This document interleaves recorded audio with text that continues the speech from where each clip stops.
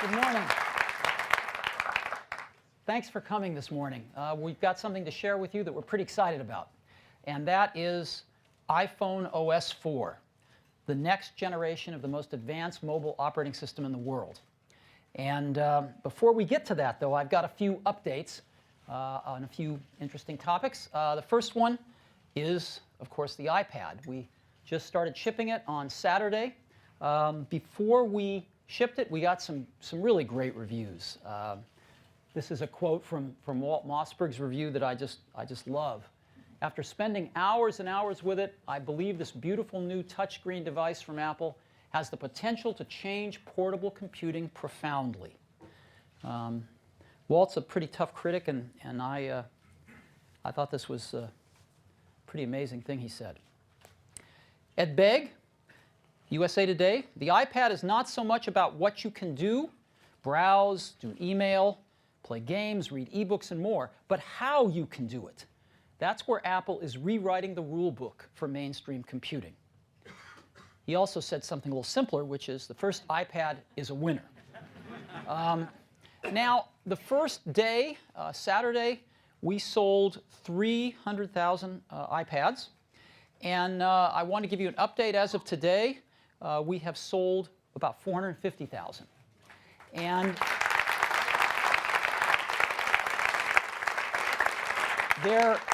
I'm told Best Buy is out of stock. Our retail stores, they're getting them in and selling them right out, so they're kind of hand to mouth. We're making them as fast as we can. Our ramp is going well, but evidently we can't quite make enough of them yet, so we're going to have to try harder. iBooks. Users downloaded over 250,000 iBooks on the first day. And as of today, just a few days later, they've downloaded over 600,000, which is great. And we've gotten just tremendous feedback, really positive feedback on iBooks. And the first day, iPad apps, users downloaded over 1 million iPad apps. We were just thrilled with this. And as of today, they've downloaded over 3.5 million. So again, this is going like this. But beyond all the numbers, what it was really about for us was this. This was some photos taken in one of our retail stores. People are just loving this product. And as you know, when you create something, you really have butterflies in your stomach right before you put it out into the world.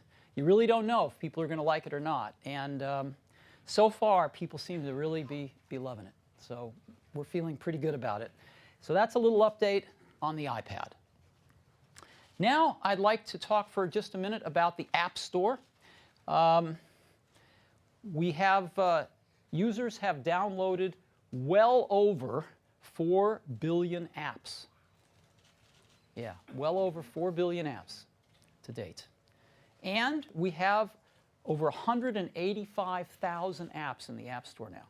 So again, we've had some of our biggest days ever with new apps going into the App Store in the last few weeks. It's accelerating. And we have over 3,500 iPad apps in the App Store. So this is also accelerating. And these apps on the iPad are just amazing. This is the App Store on the iPad. And I just want to show you some screenshots of some of the apps. Because you'll be, if you haven't seen these, you'll be surprised at how great they are. So some great games. Scrabble, Labyrinth, some wonderful games. Toy Story, read-along books from Disney. This is Miss Spider, and a really popular book among young kids. We've got some awesome driving games. The driving games are terrific. This is an app that actually lets you follow a real race on the terrain as it's happening. We've got Zillow, a real estate application that lets you find all the houses for sale and actually go inside and see pictures of them. Comics. Marvel's got a great comic book app that lets you buy comic books right from in the app. It's fantastic. Weather, the universe, Major League Baseball, fantastic apps fantastic app for Major League Baseball, great app from ESPN, Epicurious for recipes, teaching all of us how to make food, E-Trade. This is a fantastic app from IMDb. You can just learn so much about movies if you love movies from this app. It's fantastic. ABC turned out a phenomenal app for the iPad. It shows all of their shows, and you can just stream them right on the iPad. And you turn it sideways and just watch these shows in incredible resolution. They're fantastic. And Reuters, we've got a lot of news apps. Reuters, the Wall Street Journal, USA Today,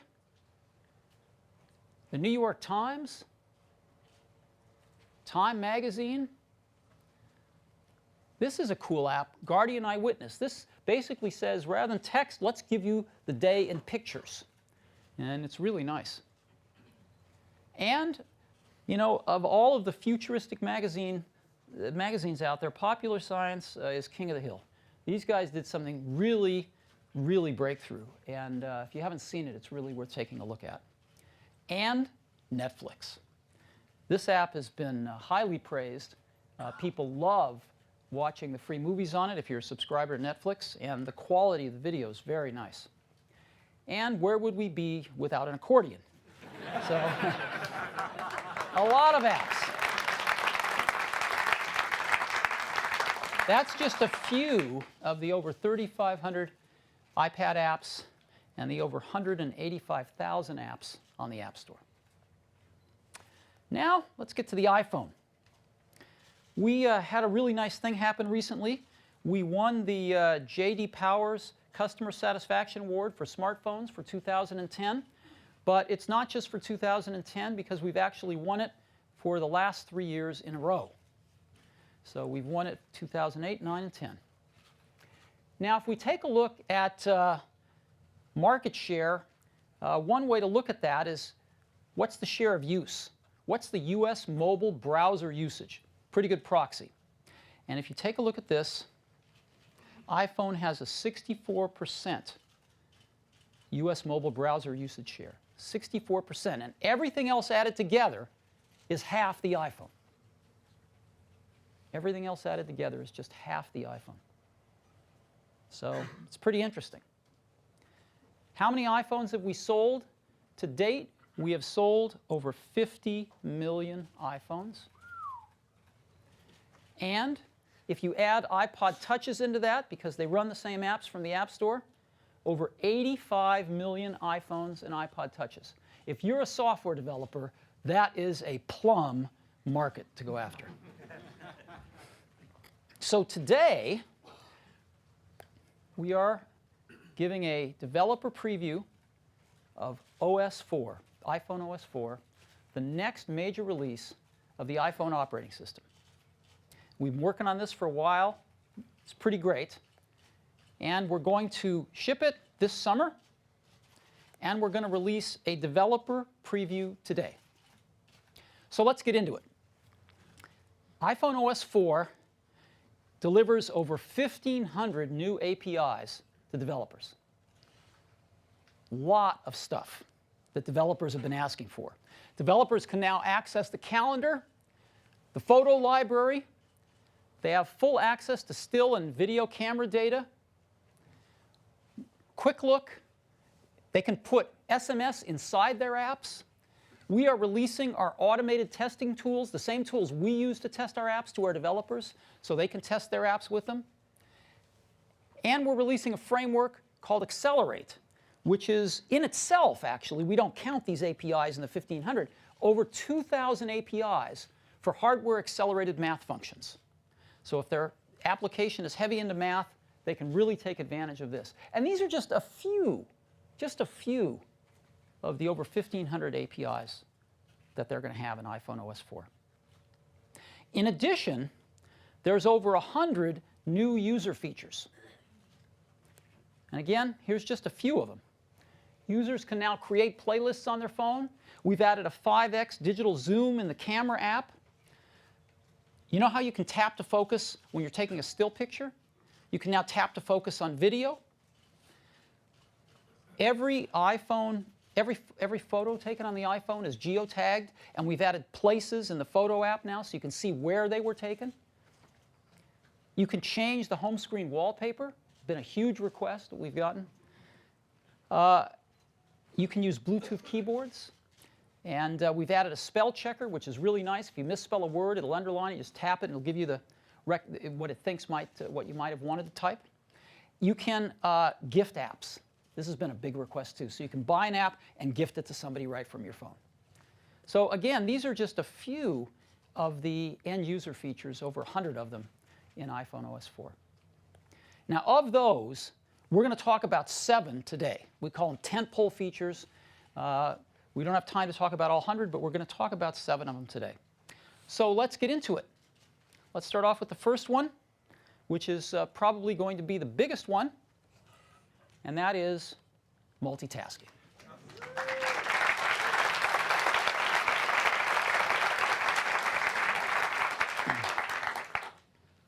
Now, we weren't the first to this party, but we're going to be the best. Just like cut and paste. Other people had cut and paste before we did, but everybody, it's, I think, widely believed that we just nailed it with the way we did it, and it's much better than any other implementation. I think people will think the same about multitasking, because it's really easy to implement multitasking in a way that really drains battery life. These apps start running in the background, and there goes your battery. And it's really easy to implement it in a way that reduces the performance of the foreground app and makes your phone feel really sluggish. So if you don't do it just right, your phone's going to feel sluggish and your battery life's going to go way down. And people have experienced that a lot. We figured out how to implement multitasking for third-party apps and avoid those things. And that's what took us a little longer, but I think we nailed it. So what I'd like to do now is demo it for you so you can see what it looks like for the end user. We've got a great user interface for it, and I think you'll like it. So I've got a phone here with a cable to the projector, and just slide to unlock. You can see I've got my wallpaper up there. And I'm going to just go ahead and launch Mail right off the dock there. And so here I am in Mail. I'm going to look at a Mail message. And this Mail message has a URL to a website. So I'm going to go to that website, and I just click on it, and I'm taken to the browser, right? So far, this is what we do every day on an iPhone. And here I am at this Mount Kilimanjaro website. Now, I want to go back to reading my mail. I'm done looking at this website. What do? I could navigate back to the home screen and then click on Mail again. But rather than that, I can just double-click the Home button. And the window raises up, and it shows me all the apps that are running. These are all the apps that are running. And I want to go back to Mail, and I go right back to where I left it. I want to go back to that web page. There I am, right back at the web page. Very simple. Very, very simple. So now what I want to do is I want to go to eBay to check on an auction I'm following. I can just tap on it. And again, I go right to where I left off in the apps. So here I am on eBay where I left off. I'm checking my auction. And now I want to go play a game. Let me go play Tap Tap Revenge. And Tap Tap Revenge gives me a countdown. It keeps me where I was, but it gives me a countdown of... All right, I'm not winning here. So again, the game stops. And I can say, great, let me go back and look at Mail here, check Mail out. I've been playing a game for a while. Oops, that was the website, sorry. Let's go to Mail. There's Mail right there. OK, I don't have any new mail that I need to look at, so let me go back to my game. And again, it's going to take me right back where I left off, 3, 2, 1.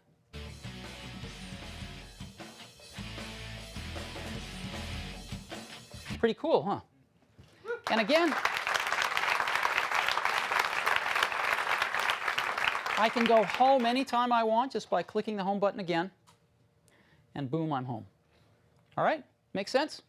Really simple UI, puts the icons of all the apps that are running right at the bottom where I can just flick them with my thumb right here. And it's very, very easy to use, very efficient, and we think users are going to love it. Also, you can see the new look of the dock right there. And again, custom wallpaper. So that is our multitasking UI. It's really wonderful. We've been using it a lot, and it really changes the way you use the iPhone. You're bouncing around between apps just with tremendous fluidity. It's very, very nice.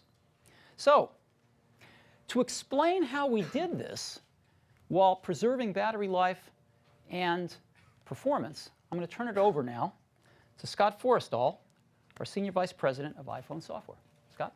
Thanks, Steve.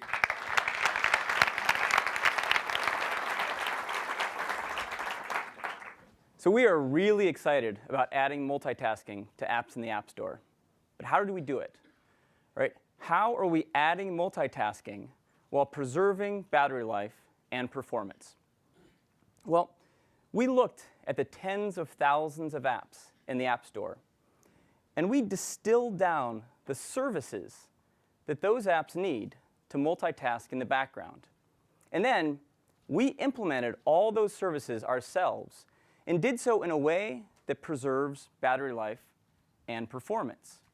And now, in iPhone OS 4, we're providing those services as APIs to developers.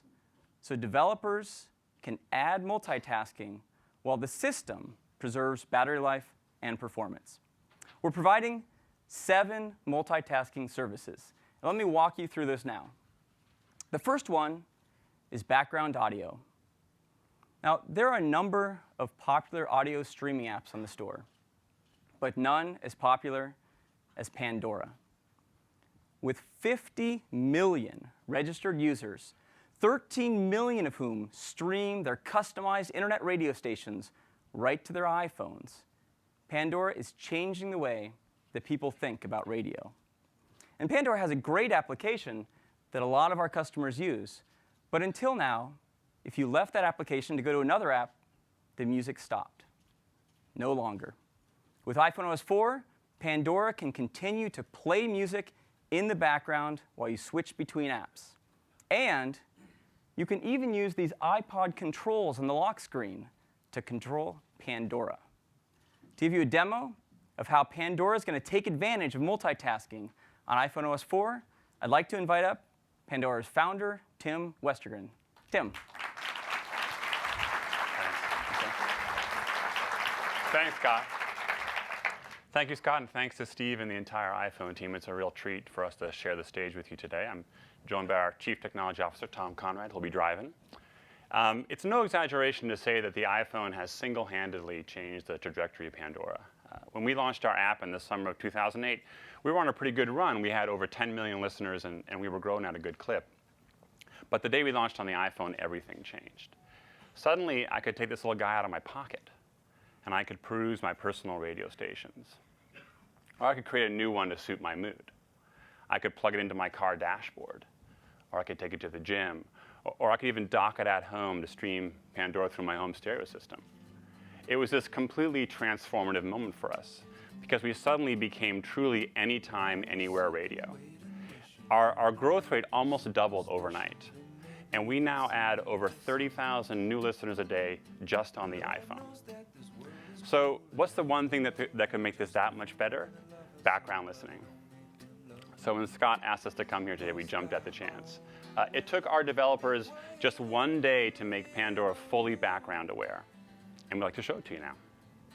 So let's say I'm on the train. I'm listening to my personalized radio station. Until now, that's all I'd be able to do. But with the iPhone OS 4, I can now head over to Safari, catch up on my newspaper reading. I'm going to browse over to the New York Times website and peruse some of the latest headlines. Notice the performance of the browser even with Pandora running in the background. I see the conductor coming. Let me lock the phone and put it in my pocket for a second. Pandora keeps playing. And I can now control Pandora from the lock screen, just a quick double tap on the home button, up pop the controls. Let me skip this song. I've heard that song somewhere before. I can't remember the name of that artist, so let me go back to Pandora. Oh yeah, Matt Costa. I like this song. Let me buy it. I'll go buy it from iTunes. Notice that Pandora keeps playing. 25% of the 120 million hours that we stream every day are streamed over an iPhone. So we're already sending a ton of people to iTunes. Just imagine what will happen when this thing goes live. So I could spend my whole train ride like this. I could read my email, I could browse the web, I could catch up with my calendar, and all the while, my personal soundtrack just keeps spinning in the background, just like it was always meant to be. Thanks very much.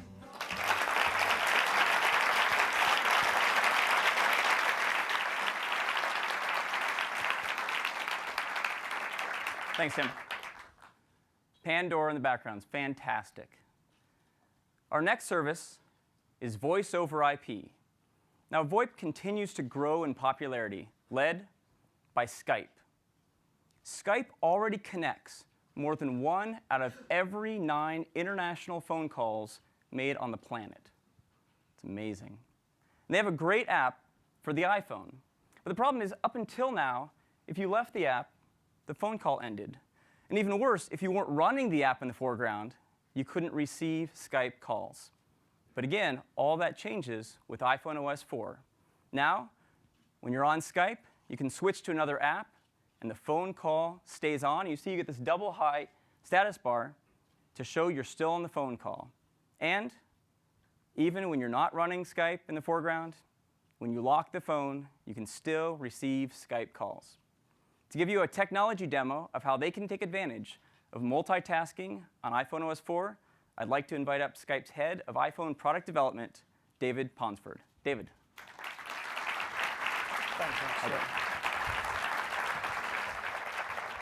Thanks for inviting us here today. We're very excited to be here. I'm here with John Chang, our lead iPhone developer, who's going to help me demo the Skype app today. Skype enables the world's conversations, helping people make great quality free phone calls. In just 6 short years, we've amassed over 500 million registered users, touching almost every country on the planet. And now, with iPhone OS 4, it's even more convenient to use Skype.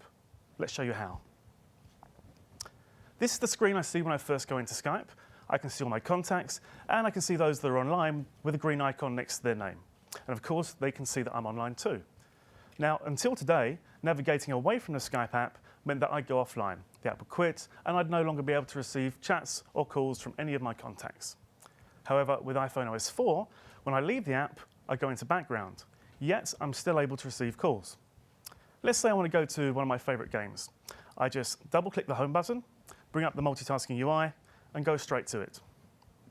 Now, even though I'm in another application, I still look online to my Skype contacts because the OS is maintaining a network connection between my iPhone and the Skype cloud. Oh look, Aaron's calling. Now, even in another app, if someone tries to call me, I receive a notification and I can answer it with just one tap. Hey Aaron, are you there? Hey David, how's it going? Pretty good. Can you just hang on 1 second? Yeah, sure. Great. Now, the notification you just saw was really simple to implement. Just a few dozen lines of code, and we can play our own custom sound. By the way, we're piping the sound from this iPhone through the AV system here, kind of like a giant speakerphone. This is a real Skype call. Hey, Aaron, you there? Yep, I am. Hey, I was wondering if you're interested in getting some dinner tonight. Yeah, sure. I'll just go into an app and see if I can find some places. Okay. OK, so you can see at the top of the screen, there's a red status bar. This shows that the Skype call is still in progress, even though the Skype app's no longer in foreground. I'm just looking up some places now, Aaron. How about we go to Abacus? That sounds great. Actually, I always wanted to try that. Cool. OK, I'll send you the details in a few minutes. I'm just with some folks right now. Okay, sounds good. I'll see you later. Great. Bye-bye. So now I can choose to go to another application, or I can just put the phone in my pocket.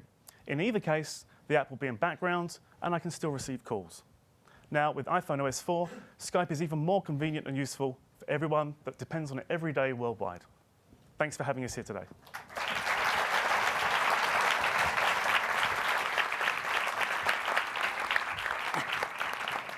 Thanks, David. So voice over IP, working in the background on iPhone OS 4. The next service we have is background location. Now, there are two classes of applications that would like to use your location in the background. One are turn-by-turn direction applications, like TomTom. Now, these applications want to continuously monitor your location using GPS, so they can always tell you when to take the next turn. The problem is, until now, if you left an app like TomTom, then it would stop tracking your location and stop giving you directions. But now with iPhone OS 4, you can be getting directions from TomTom in your car, listening to your music right from your iPhone, and it's still in the background giving you directions. After 300 yards, turn right, then stay in the left lane. So it can continue to track your location continuously with GPS in the background. Now, GPS uses a fair bit of power, and something like TomTom wants to use it all the time. And that's OK for an app like this, because it's generally used in the car when your iPhone is plugged in and charging. But there's another class of applications that also wants to use your location, but it isn't used when you're plugged in and charging. These are social networking applications, like Looped. And we came up with a great solution for these apps that doesn't require GPS to be on all the time. And for that, we use cell towers. Now, it turns out our baseband is always connected to a cell tower. It's the way that you receive phone calls. And it knows when you've moved from one cell tower to another. And if you've switched cell towers, we know you've moved location as well. So we're sitting there with this very low power, always listening to it, and we know you've moved locations, normally 500 to 1,000 meters to switch between cell towers. We can then wake up the application and tell it your new location, and it can tell all of your friends. So that's background location. Now, for all these location things, we take privacy very, very seriously. Ever since we added the first APIs for location, we would put up a panel whenever an application wanted to use your location. And the user would have to approve this. We're taking privacy several steps further in iPhone OS 4.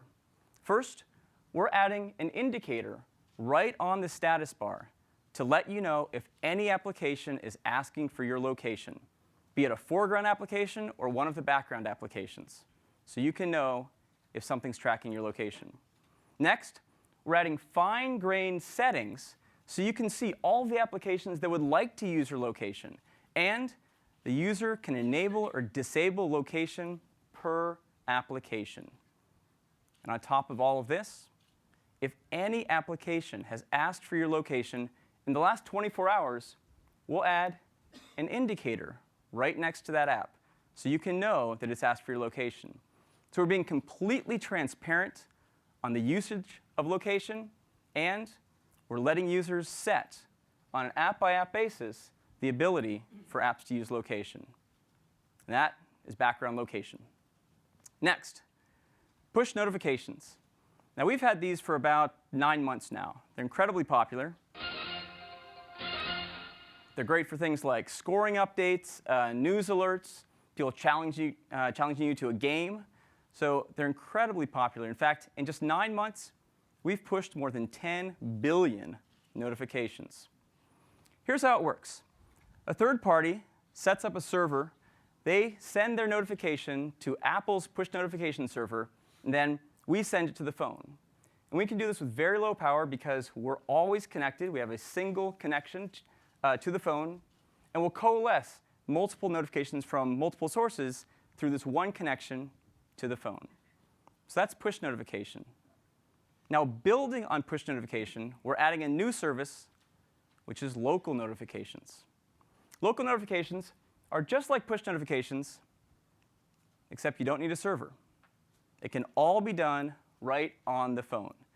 So for instance, let's say you have a TV Guide application, and it wants to alert you, give you an alarm when your favorite television show, The Colbert Report, is about to start.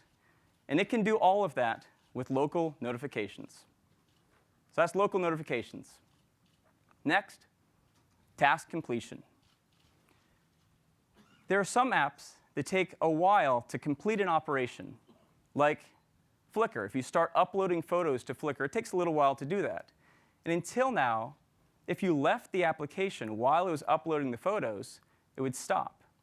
But with task completion, Flickr can continue to upload those photos in the background even after you've switched away from it or to another application. Our last service is fast app switching. Now, this is probably the easiest for developers to adopt and probably the most important. Fast app switching is what allows an application, when you're running it, and switch away to store all of its state and move into a quiescent state in the background, so it's not using any CPU at all. So let's say you go from TapTap to Mail, and then when you go back to that game, or whatever the application is, it's instantly exactly where you left it. There's no need to launch the application. There's no need to restore the state, restore where you are in the game. Everything has been preserved, and you're right back where you were. And these are our 7 services for multitasking. They are very, very deep and provide a lot of power for developers to add multitasking to their apps. To go along with all of this, we have this incredible user interface to make it incredibly simple and fast for you to switch between applications. And that is multitasking, which is our first tentpole for iPhone OS 4. I'd like to hand it back to Steve. Good job. Thank you, Scott. So, our second tentpole. This is one where we've also gotten a lot of requests. Folders.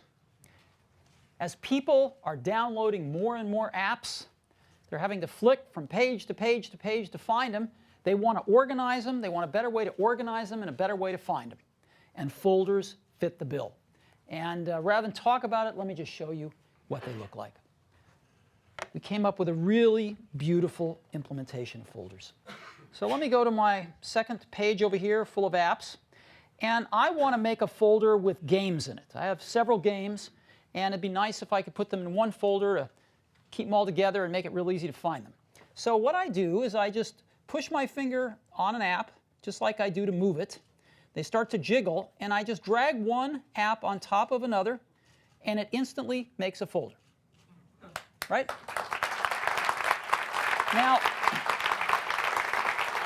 it also automatically names the folder based on the category that these apps came from the App Store. I can rename it, anything I want, but if I don't want to bother, I just use the name that it intelligently selects. And that's folders right there. So let me put a few more apps in. I can just drag apps in there. And you can see the icon actually changes as I drag apps in. Right? So now I've got a folder with my games in it. And there they are. And I just tap on one to launch it. I can drag this around anywhere I want. Right? And I can have as many folders as I'd like. I can also even, let me go ahead and make space in the dock. I can even put a folder in the dock so that I have it now wherever I am, whatever home page I'm on, I've got my games with me. Right? Really nice. Now, one of the other things I wanted to show you, it's not really about folders, but it's about the home screen, which is the ability to change the wallpaper. It's really nice. So let me go into Settings and Wallpaper, and I've got a camera roll with some wallpaper on it, and I can just change it very easily. I can say, let's pick this one. I could set the home screen to this or the lock screen or both, so I'm going to just set both to that. And now you can see I've changed my wallpaper. Right, oops, sorry. And again, you can see my folders right there. I can use multitasking to just go right back to Settings, exactly where I left. Let's pick Denim. There we go. And again, folders.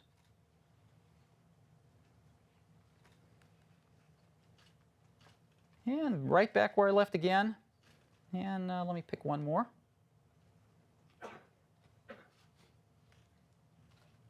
So there you go. And that's how easy it all is. So that is folders.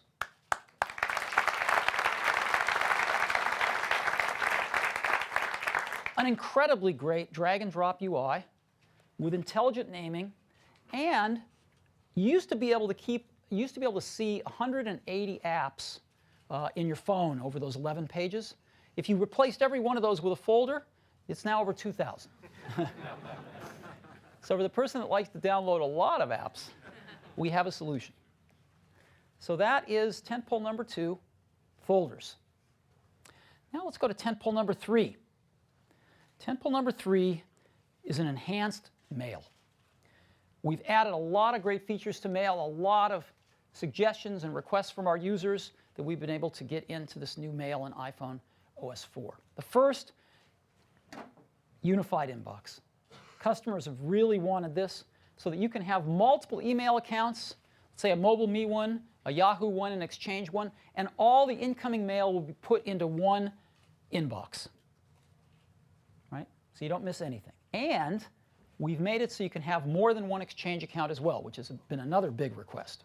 So all of that in the new mail client, unified inbox. Now, if you want to focus on just one account, we've added fast inbox switching. So with just a few taps, you can move between one inbox or another if you just want to focus on one. In addition, we've added the ability to organize by thread, so you can follow email conversations and discussions much easier. So as an example, we'll look at the second message down. You'll see that it's got a 3 and a double chevron right there that says there's 3 messages inside there. And when we go in there, you'll see the 3 messages, the most recent one on top that hasn't been read yet. But you can follow that conversation all along by easily looking at the prior messages. They're all bundled in one place, organized by thread. And open attachments. The ability to get an attachment in email, tap on it, and open it with an app from the App Store. This is really great. In this case, it's OmniGraph, and I can just tap it, and it'll open with the app. So some new features in Mail. There's lots more, but the biggest ones are the unified inbox with multiple Exchange accounts, fast inbox switching, threaded messages, and you can open attachments with apps. All right.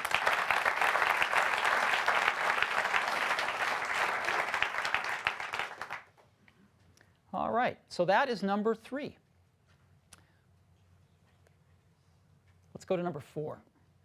For iPhone OS 4, we are adding iBooks. We have a great iBook reader for iPhone OS 4. This is what it looks like. The same bookshelf that we rolled out in the iPad, and the same iBookstore, online bookstore. We're really excited about this. We've had a lot of, even just since rolling it out on the iPad, we've had so many requests to bring this to the iPhone. And of course, we were doing that. And it's just a great experience for reading. That's what it looks like on the iPhone. There's Winnie the Pooh.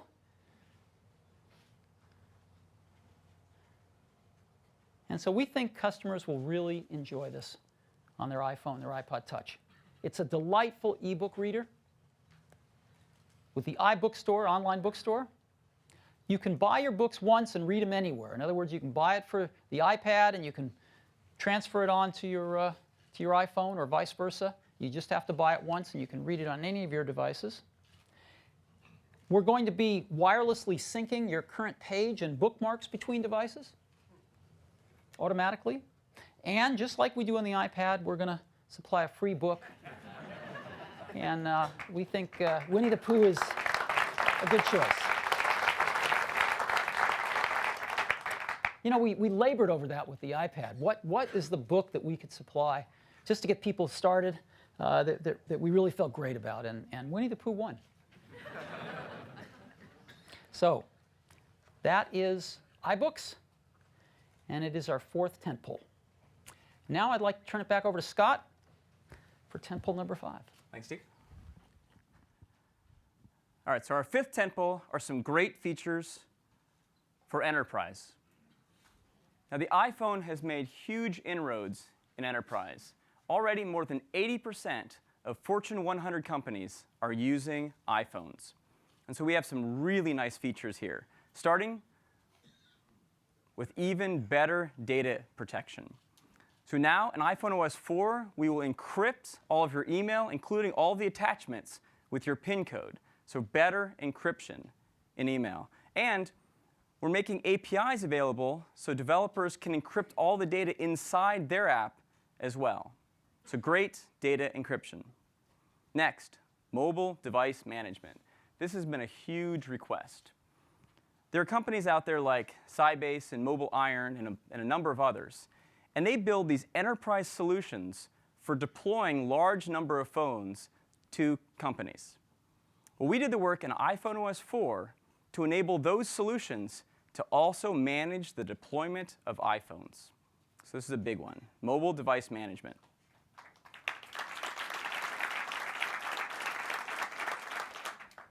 Next, wireless app distribution. So a lot of companies are building custom applications, and until now, the employee would have to plug into iTunes to get those apps. But no more. With iPhone OS 4, that company can wirelessly distribute these applications anywhere in the world from their own servers. So wireless app distribution. Next, as Steve mentioned, we're adding support for multiple Exchange accounts on a single phone. And we've added support for Exchange Server 2010. We've also added support for SSL VPN for both Juniper and from Cisco. So some great enterprise features in iPhone OS 4. And that is our fifth tentpole.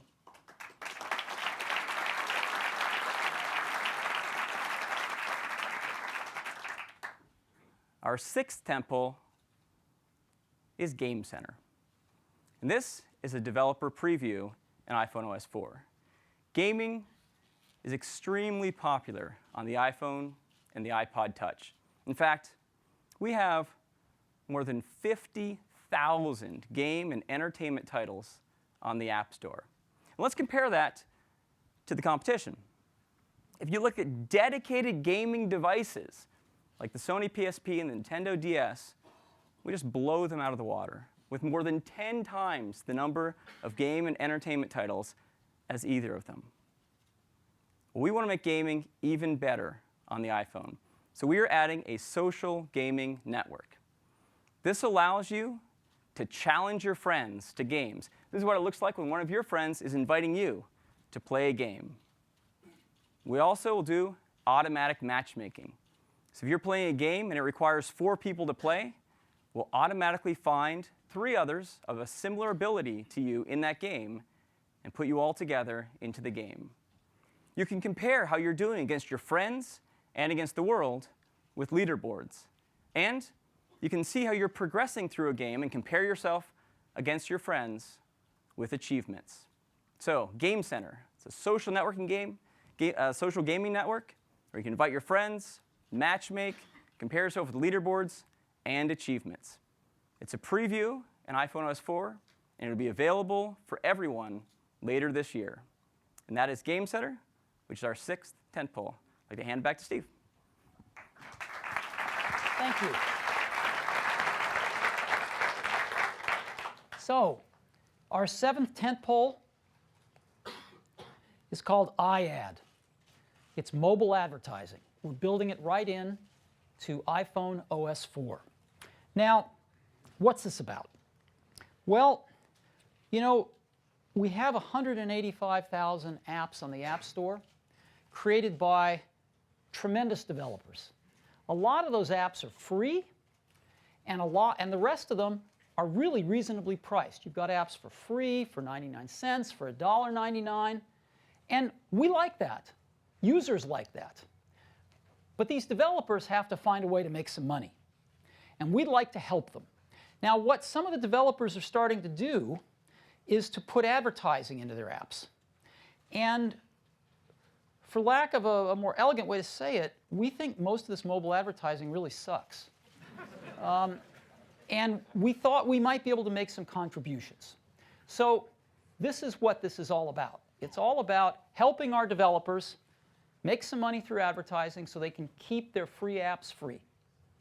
Now, when you look at a mobile device, a phone, it's not like the desktop. On the desktop, search is where it's at, right? That's where the money is. But on a mobile device, search hasn't happened. Search is not where it's at. People aren't searching on a mobile device like they do on the desktop. What's happening is they're spending all their time in apps. When people want to find a place to go out to dinner, they're not searching. They're going into Yelp. They're using apps to get to data on the internet rather than a generalized search. And this is where the opportunity to deliver advertising is.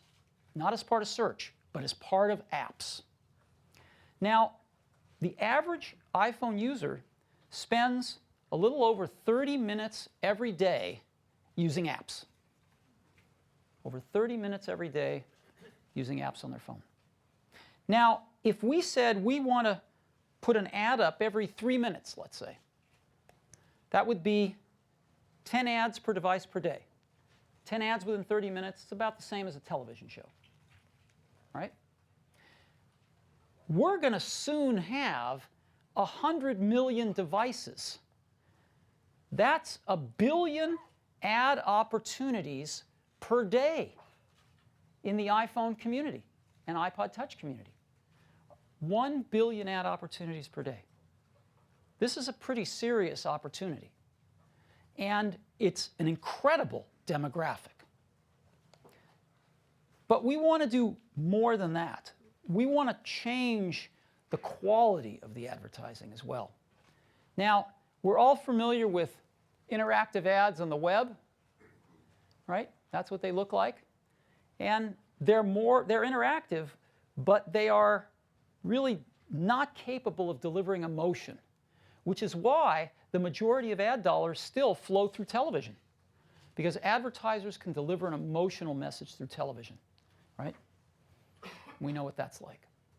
What we want to do with iAds is to deliver interaction, but also deliver emotion.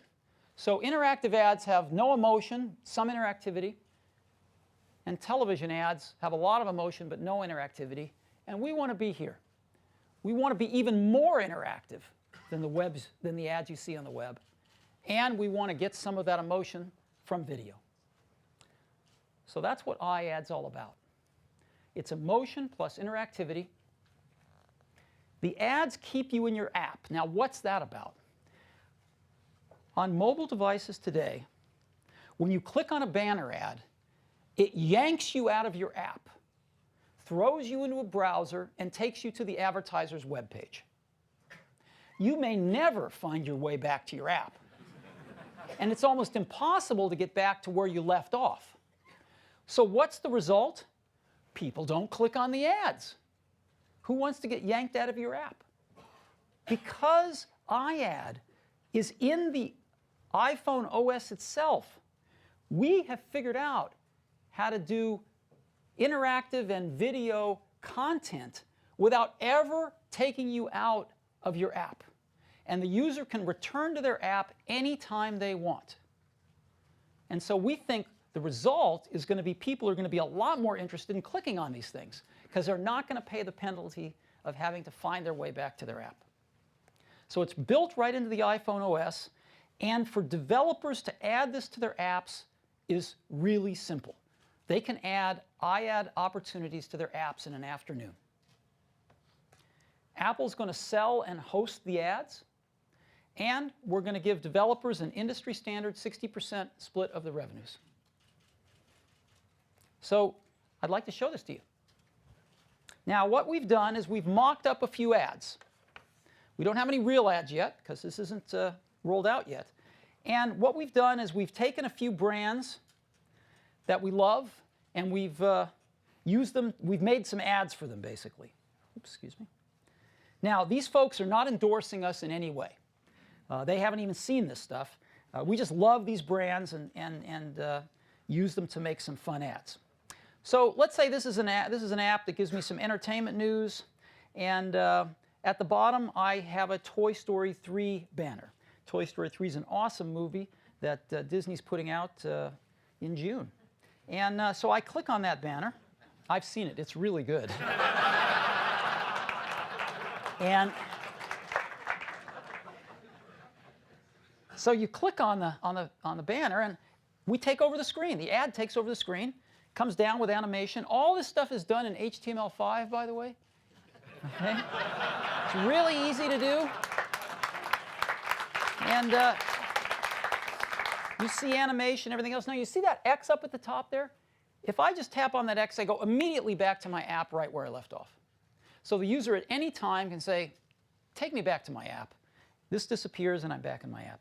So let's go explore this ad, right, which is really kind of a universe here. There's a snake in my boat. You know, so I can listen to the characters. To infinity and beyond. Golly, Bob, howdy. And I've got some videos here. Again, this is a little HTML5 gizmo that is made available to developers, and they can just they can make their own stuff like this too. It's real easy. And so I'm going to just pick a video here, and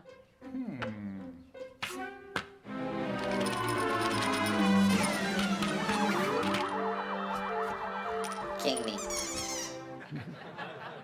right. And of course, if I wanted to, I could just turn this 90 degrees and watch it this way.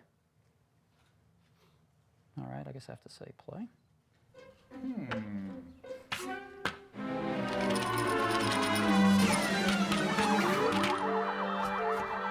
King me.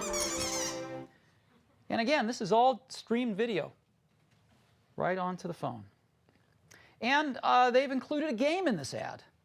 And, well, we've included a game in this ad. And so here we go. This is a simple game, and I get to look and see where things are, so that's fine. I'm not very good at these things usually, but so there we go. All right. All right. Anyway, this is good.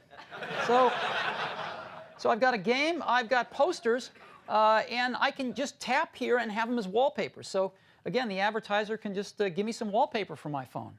And users like free stuff. Theaters, if I want to see where the movie's playing, there it is right there. Right? We know our location. There's a theater. And so I've got my location. And there's a Toy Story Mania game that I can buy right in this ad. I don't even have to go to the App Store. The ad can sell me the game right here, and I can push this button, and it'll download right onto my phone. So this is an example of a new kind of mobile ad. Have you ever seen an ad like this? You know? Anything even close? It's amazing. So let's go look at another one. I've got one here that's Nike. We love Nike, and we made this ad up for their Air Jordan shoe. Again, none of these folks are endorsing us in any way. We just love their brands and love their products. So this goes right into a video.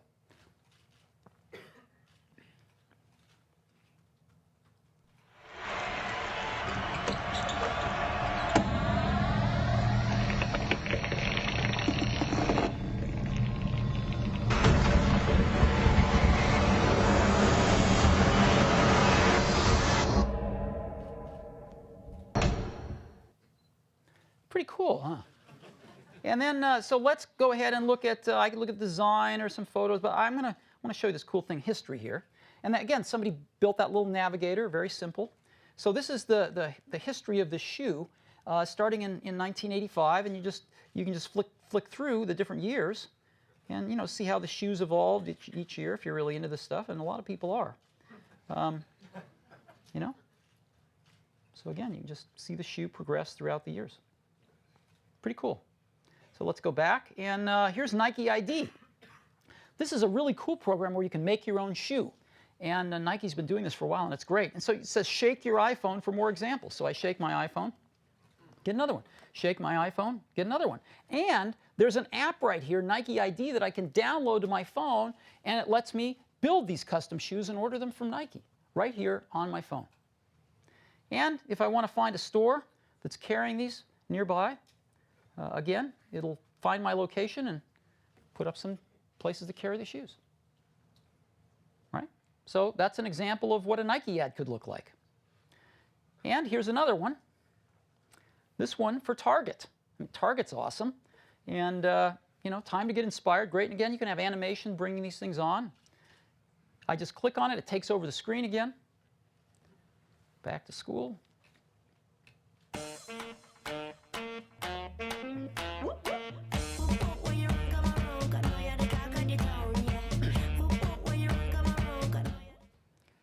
Right, so I could play that again, or I could build my own dorm room, let's say. So let's see what that's like. I am a dude who's into fashion, skateboarding, music, sports. I'm going to say music, maybe. Music, and I'm going to Baylor, Berkeley, and pick my school, Michigan. So let's build my room, and it's going to put up all this stuff that they carry, this Michigan furniture here. I want a beanbag chair, let's say, and I want a wall clock, and, oh, I don't know, let's say a Michigan rug. And again, I can just look at my shopping list here, and it shows me everything, and I can just go buy it if I want to. I can find a Target store, you know, either near me or near my school, because I don't want to lug all this stuff back there, right? It's that simple. So, and again, I can return to my app anytime I want. So that's an example of 3 ads that are very easy to make, right? And in addition to ad agencies being able to make these things, there are hundreds of thousands of iPhone app developers that know how to make those things. So we think this is going to be pretty exciting. Emotion plus interactivity. The ads keep you in your app. So you're much more likely to click on them and want to go explore them, because you can always get back with just a touch. They're built into iPhone OS. iAd is, the framework is, so it's really easy for developers to add iAd opportunities to their app. Apple will sell and host the ads, and the developer will get the majority of the revenue. So that is iAd, and that is our 7th tentpole.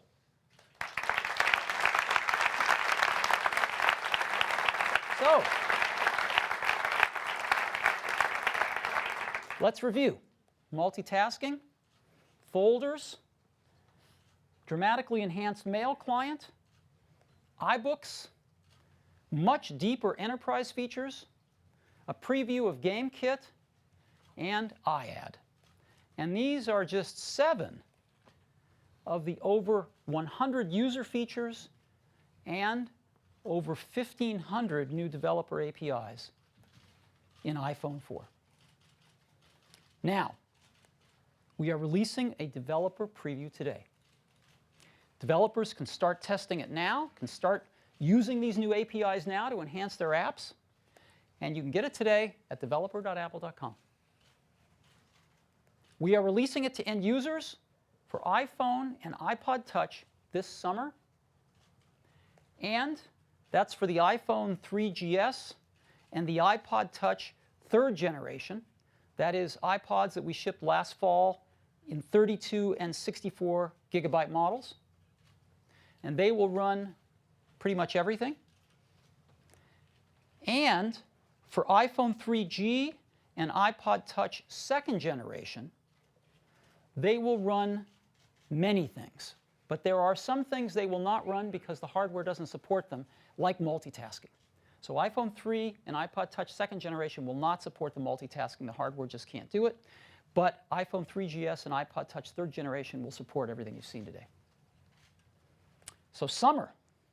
And we're bringing iPhone OS 4 to the iPad this fall.